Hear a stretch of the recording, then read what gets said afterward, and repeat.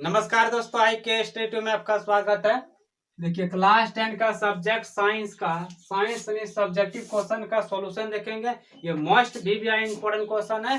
ये सब एग्जाम में आने की प्रबल संभावना है। तो चलिए पहला नंबर प्रश्न की ओर बढ़ते हैं। तो पहला नंबर क्वेश्चन क्या बोल रहा है, मेंडलीफ ने अपनी आवर्त सारणी तैयार करने के लिए कौन सा मापदंड अपनाया। तो देखिए, ये सब जो एग्जाम क्वेश्चन में आने की ज्यादा संभावना है। तो पहला उत्तर नंबर क्या हो जाएगा, तत्वों को उनके बढ़ते हुए परमाणु द्रव्यमान के क्रम में सजाया। तो मेंडलीफ ने क्या किया कि तत्वों को बढ़ते हुए क्रम, बढ़ते परमाणु द्रव्यमान क्रम में क्या हुआ, सजाया। चलिए दूसरा पॉइंट में लिख सकते हैं, समान गुण वाले तत्वों को एक समूह में रखने का प्रयास किया। मेंडलीफ ने क्या किया कि जो समान गुण वाले तत्व था उसको एक समूह में रखने का प्रयास किया। तीसरा पॉइंट में लिखेंगे, तत्वों के हाइड्रोइडों एवं ऑक्साइडों के अणुसूत्रों को एक आधारभूत गुण मानकर तत्वों का वर्गीकरण किया। 3 पॉइंट लिख दिए। चलिए अब क्वेश्चन नंबर 2 की देखते हैं। 2 क्या बोल रहा है, हमारे आमाशय में अम्ल की भूमिका क्या होती है। तो अम्ल की भूमिका क्या होगी, इसका उत्तर क्या हो जाएगा, आमाशय में पाए जाने वाले एंजाइम भोजन का पाचन अम्लीय माध्यम में करते हैं। यानी हमारे आमाशय में जो है एंजाइम पाया जाता है वो क्या करते हैं, अम्लीय माध्यम में बनाता है। आमाशय में अम्ल भोजन को अम्लीय बनाता है।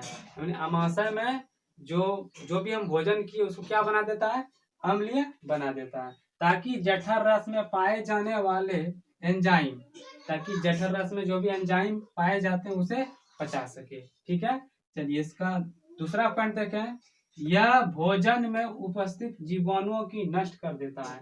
यानी जो भी भोजन पदार्थ हम ग्रहण करते हैं उसके साथ जो भी जीवाणु आ गया उसे क्या करता है, उसको मार देता है। ठीक है, तो यह भोजन में उपस्थित जीवाणु को नष्ट कर देता है। चलिए क्वेश्चन नंबर 3 की ओर बढ़ते हैं। 3 क्या बोल रहा है, चुंबकीय क्षेत्र रेखाओं के किन्हीं 2 गुण को लिखें। ये मोस्ट इंपॉर्टेंट क्वेश्चन है। इसका उत्तर क्या हो जाएगा, चुंबकीय क्षेत्र रेखा के गुण ये बंद वक्र होते हैं। तो देखिए इसको फिगर में दर्शा दिया ताकि समझने में दिक्कत नहीं हो। तो ये क्या है, बंद वक्र है। तो देखिए ये क्या है, बंद वक्र है। पहला नंबर लिख दिए, ये चुंबकीय क्षेत्र की दिशा को प्रदर्शित करता है। देखिए ये चुंबकीय क्षेत्र क्या करता है, दिशा की प्रदर्शित करता है। ये नॉर्थ पोल हो गया या साउथ पोल हो गया। तो दिशा को प्रदर्शित कर रहा है, इसका डायरेक्शन कैसे जा रहा है, यानी ऐसे जा रहा है। नॉर्थ से साउथ को जा रहा है, नॉर्थ से साउथ को जा रहा है डायरेक्शन ना। तो ये क्या करता है, यह दिशा को प्रदर्शित करता है, अर्थात यह उस दिशा को निर्देशित करते हैं जिस ओर वहां रखे कोई उत्तर ध्रुव गमन करेगा। यानी उत्तर ध्रुव क्या करेगा, गमन करें। चलिए नेक्स्ट क्वेश्चन देखते हैं, सोडियम धातु को मिट्टी के तेल में डुबोकर क्यों रखा जाता है। तो इसका उत्तर क्या हो जाएगा, सोडियम एक बहुत अधिक अभिक्रियाशील धातु है जो वायु के संपर्क में आकर बहुत ही जल्द आग पकड़ लेती है। इसलिए सोडियम को मिट्टी के तेल में या किरोसिन के तेल में डुबाकर रखा जाता है। जैसे देखो उदाहरण के द्वारा अगर समझे तो सोडियम को ऑक्सीजन के साथ अभिक्रिया कराएंगे तो सोडियम ऑक्साइड बना देगा, सोडियम ऑक्साइड का निर्माण करेगा। ठीक है, तो देखिए चलिए क्वेश्चन नंबर 5 देखिए, उभयधर्मी ऑक्साइड किसे कहते हैं, उदाहरण दें। ये मोस्ट वीवीआई इंपॉर्टेंट क्वेश्चन है। ये सब बोर्ड मॉडल क्वेश्चन है, बोर्ड मॉडल एग्जाम में, यानी एग्जाम में ये सब क्वेश्चन को देखने को मिलेगा। तो उभयधर्मी ऑक्साइड किसे कहते हैं, उदाहरण दें। तो इसका उत्तर क्या हो जाएगा, ऐसे धात्विक ऑक्साइड जिसकी प्रकृति अम्लीय तथा क्षारीय दोनों प्रकार की होती है उन्हें उभयधर्मी ऑक्साइड कहते हैं। यानी अम्ल और क्षार दोनों प्रकार की प्रकृति उसमें पाई जाएगी तो उभयधर्मी ऑक्साइड कहलाएंगे। ठीक है, इसका उदाहरण देखिए Al2O3 तथा ZNO उदाहरण हो गया। चलिए क्वेश्चन नंबर अब 6 की ओर बढ़ते हैं। 6 क्या बोल रहा है कि निकट दृष्टि दोष, ये तो और ज्यादा महत्वपूर्ण है। निकट दृष्टि दोष एवं दीर्घ दृष्टि दोष में हमको अंतर लिखना है। अंतर क्या है, यानी अंतर क्या है इसको लिखना है। तो इसका उत्तर क्या हो जाएगा, निकट दृष्टि दोष एवं दीर्घ दृष्टि दोष में निम्नलिखित अंतर है। इसको 2 पार्ट में बांट देंगे, एक पार्ट में लिखेंगे निकट दृष्टि दोष, दूसरी पार्ट में लिखेंगे दीर्घ दृष्टि दोष। इसको पॉइंट में लिखेंगे।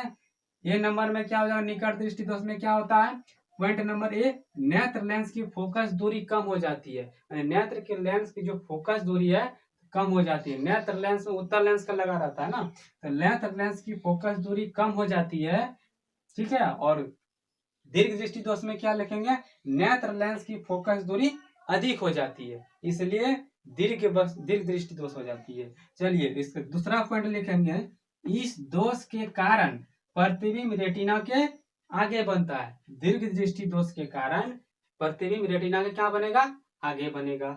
लेकिन दीर्घ दृष्टि को अगर दोष हो गया तो इस दोष के कारण प्रतिबिंब रेटिना के पीछे बनता है। ये सब क्वेश्चन जो एक नंबर में भी पूछ सकता है, इसे ध्यान में रखें।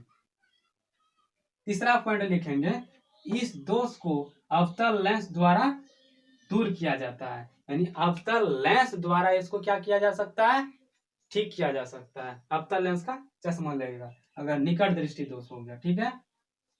दीर्घ दृष्टि दोष में क्या होगा, इस दोष को उत्तल लेंस द्वारा दूर किया जाता है, यानी उत्तल लेंस का चश्मा लगेगा। अगर उसको दीर्घ दृष्टि दोष, दूर की वस्तु को साफ साफ नहीं दिखाई दे रहा है तो उसे दीर्घ दृष्टि हो गया है और उसको उत्तल लेंस का चश्मा लगेगा। चलिए क्वेश्चन नंबर 7 देखते हैं। 7 क्या बोल रहा है, पित्त का क्या कार्य है, यानी पित्त का क्या कार्य है। तो पहला पॉइंट में क्या लिखेंगे, आमाशय में आए भोजन के अम्लीय प्रभाव को क्षारीय बनाता है। हम जो भोजन ग्रहण करते हैं वो अम्लीय प्रभाव क्या करता है, अम्ल को क्षार में परिवर्तन कर देता है। दूसरा पॉइंट हम लिखेंगे, यह आंत की दीवारों को, यानी जो ये आंत की जो दीवारों होती है उसके क्या करता है, आंत के दीवारों का कुचन के लिए उत्तेजित करता है, ठीक है। चलिए क्वेश्चन नंबर आप क्या देखेंगे, 8 देखते हैं। अवतल दर्पण में, ये सब मोस्ट इंपॉर्टेंट क्वेश्चन है, एग्जाम में आ सकता है। तो अवतल दर्पण में बनते हुए प्रतिबिंब का एक स्वच्छ किरण आरेख खींचें।